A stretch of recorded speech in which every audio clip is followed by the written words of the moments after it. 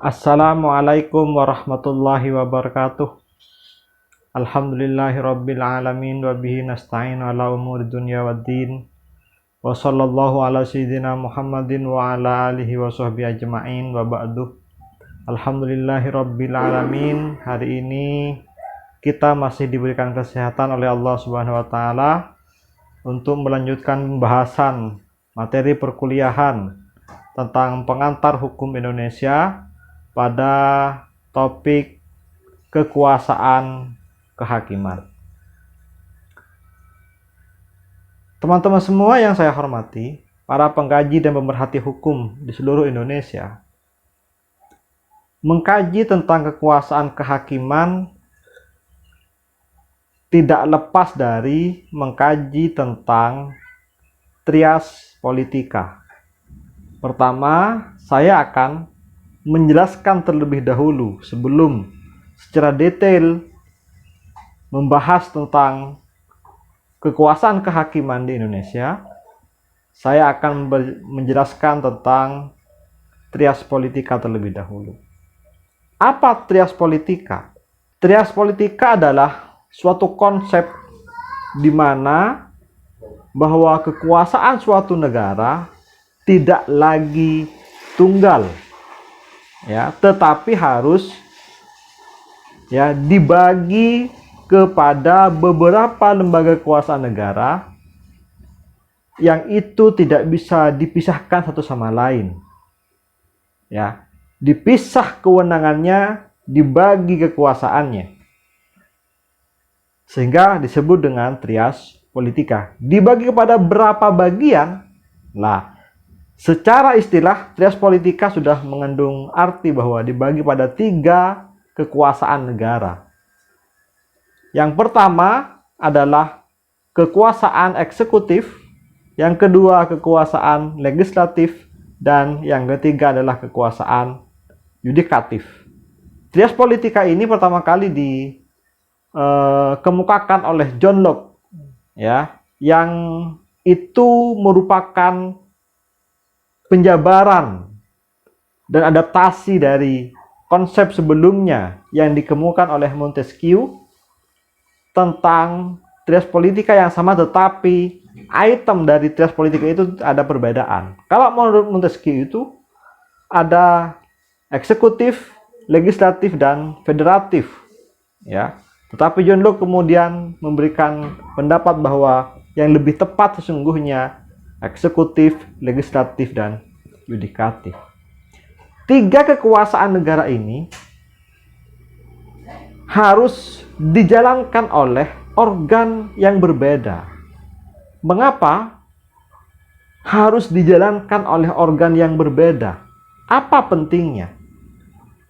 Ya, mengkaji dari sejarah panjang kondisi negara-negara modern bahwa kalau kekuasaan itu hanya diselenggarakan oleh satu kekuasaan saja, yang terjadi adalah sikap otoriter, ya, sikap kesewenang-wenangan. Mengapa? Karena segala hal bertumpu pada satu kekuasaan. Dia yang menyusun peraturan sendiri, dia yang melaksanakan dari amanat dari peraturan itu, termasuk dia yang melakukan penghukuman atas suatu pelanggaran dari suatu peraturan yang disusunnya. Jika ini terus-menerus dilakukan oleh satu kekuasaan, ya, maka yang akan terjadi adalah rasa tidak puas, kecewa, otoriter, bahkan ya ketidakpuasan rakyat terhadap penguasa itu sendiri. Maka dari itu kemudian menurut John Locke bahwa kekuasaan ini harus dipisah. Satu sama lain tidak boleh ada intervensi dan campur tangan. Sehingga kekuasaan itu akan benar-benar efektif. Kita tahu, barangkali kita sudah banyak mendengar, kekuasaan eksekutif itu yaitu punya wewenang untuk menjalankan, ya, melakukan program pemerintahan, ya, hubungan pemerintahan. Yang kedua, legislatif punya tugas dan fungsi untuk menyusun peraturan perundang-undangan. Dan yang ketiga adalah yudikatif, yaitu menjalankan peradilan, kekuasaan bidang peradilan. Menurut John Locke juga bahwa yang paling penting dari tiga kekuasaan ini adalah bahwa kekuasaan yudikatif atau kekuasaan kehakiman tidak boleh ada intervensi dan campur tangan dari kekuasaan-kekuasaan lain. Kalau kita lihat negara-negara modern, ya, yang memasuki abad 18, 19, 20, 21 ini, bahwa yang betul-betul harus dipisahkan dari tiga kekuasaan ini adalah yudikatif, yaitu kekuasaan yang menjalankan peradilan. Mengapa harus dipisahkan? Karena kekuasaan kehakiman, kekuasaan peradilan ini punya tugas untuk menegakkan hukum dan peradilan. Dan ini memang harus dipisah dari dua kekuasaan lainnya. Kalau eksekutif dan legislatif bisa saja ada, ya, titik temu kekuasaannya, ada kolaborasi dalam melakukan satu dua hal. Misalnya dalam sistem politik di Indonesia, lembaga yang punya kekuasaan legislatif adalah kekuasaan menyusun undang-undang adalah legislatif. Tetapi dalam sistem hukum di Indonesia, yang membuat undang-undang bukan hanya DPR yang memiliki kekuasaan legislatif, tetapi DPR bersama Presiden harus bersama-sama. Dengan ini artinya bahwa untuk buat suatu produk undang-undang tidak bisa DPR semata, walaupun dia memiliki kekuasaan legislatif, tetapi harus bersama-sama.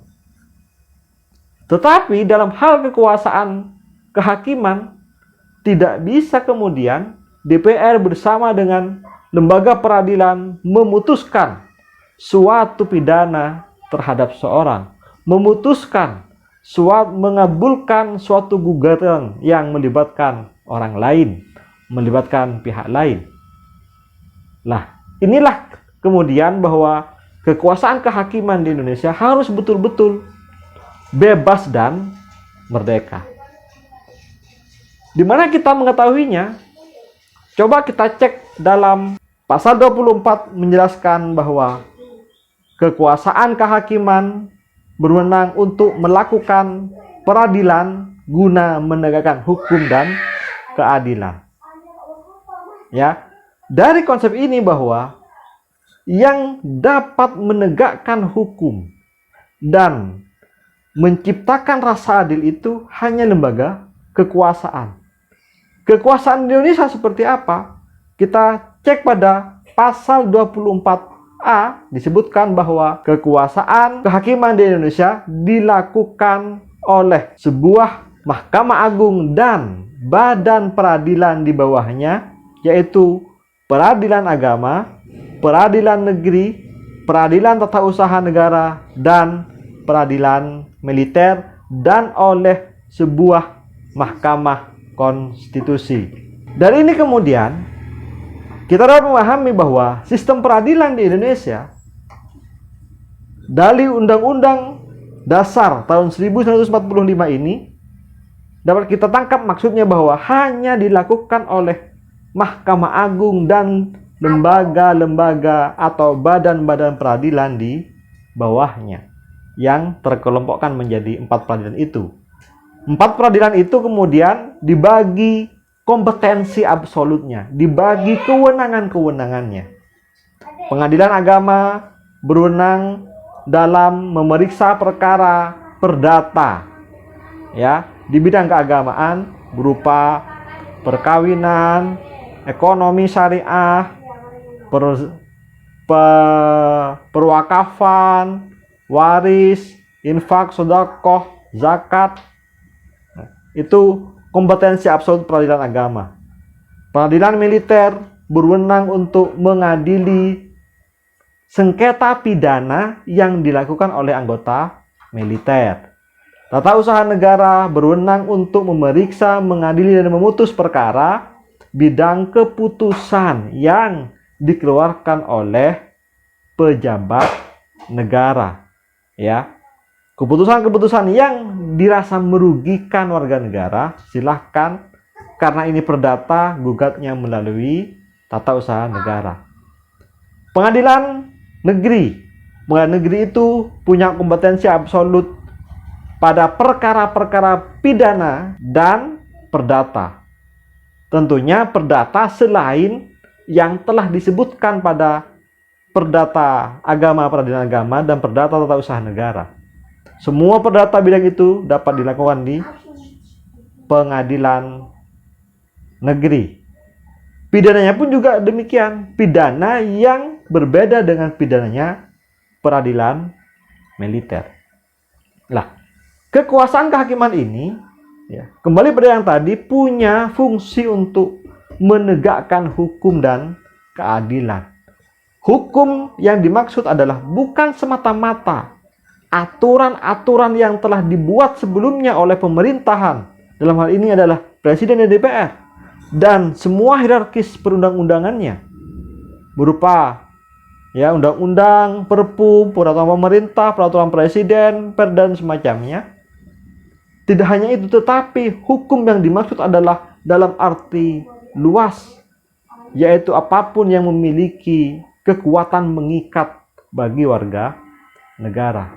Sehingga dalam hal ini hakim yang bertugas untuk melakukan pemeriksaan dan mengadili suatu perkara dapat menemukan hukum sendiri, menggali hukum yang hidup dan berkembang di masyarakat, sehingga tercipta yang namanya adil.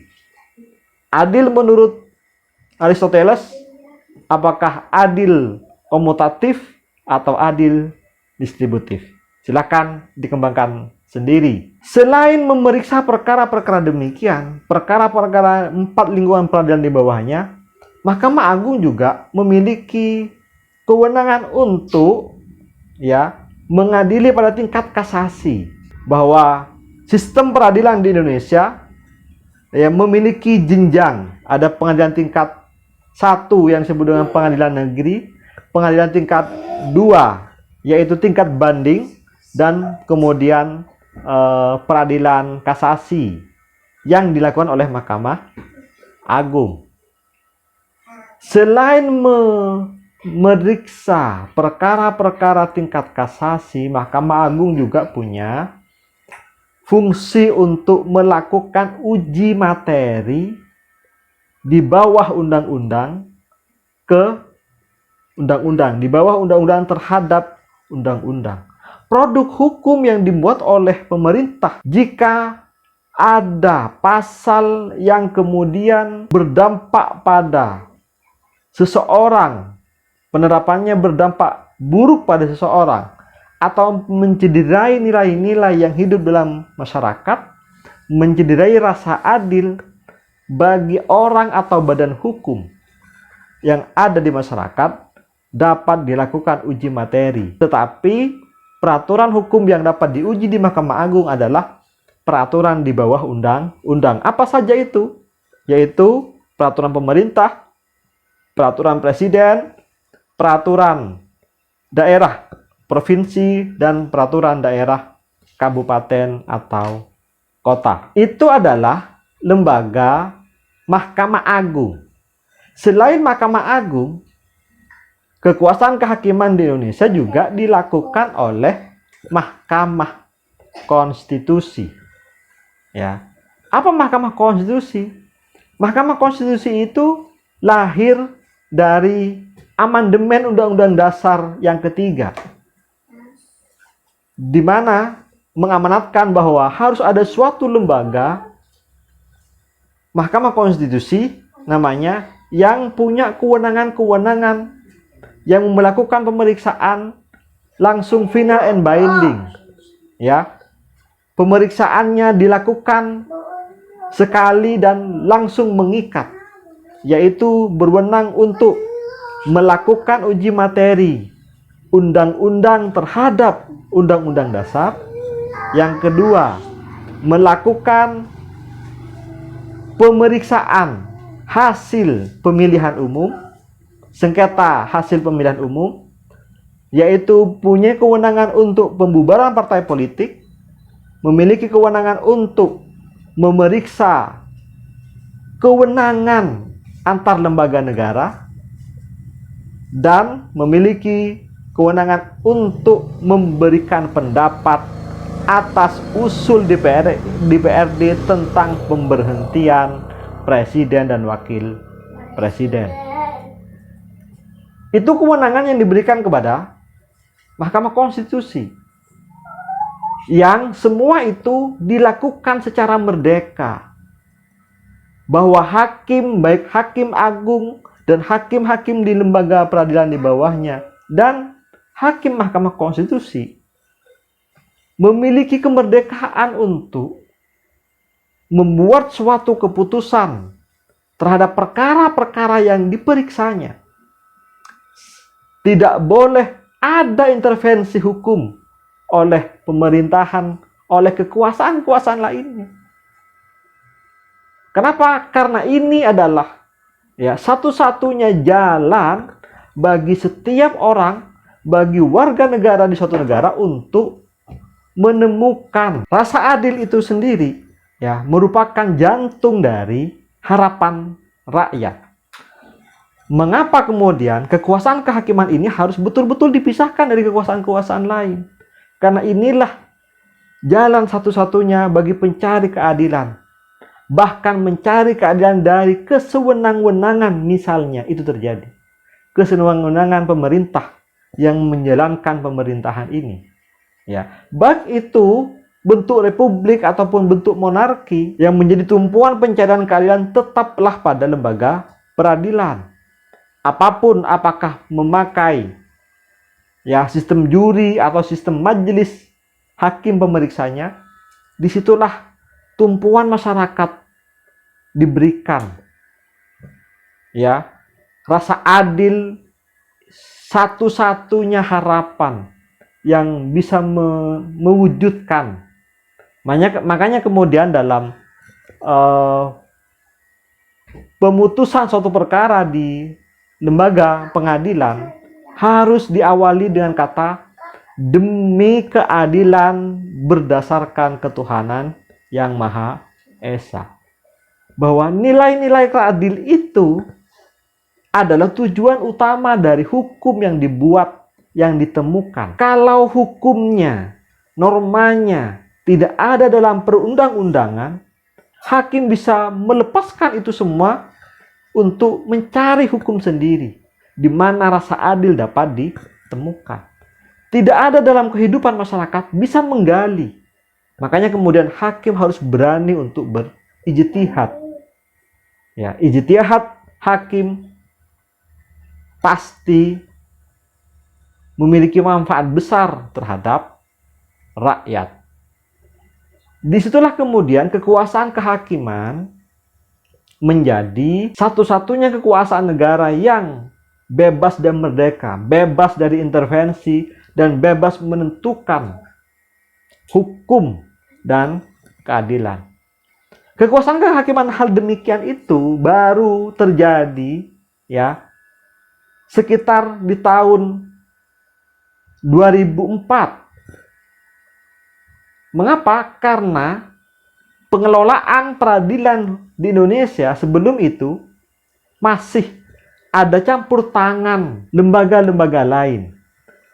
Kalau sejak 2004 sampai sekarang, bahwa sistem peradilan murni dilakukan oleh Mahkamah Agung dan peradilan di bawahnya, baik secara SDM, keuangan, pembinaan, organisasi, dan semacamnya.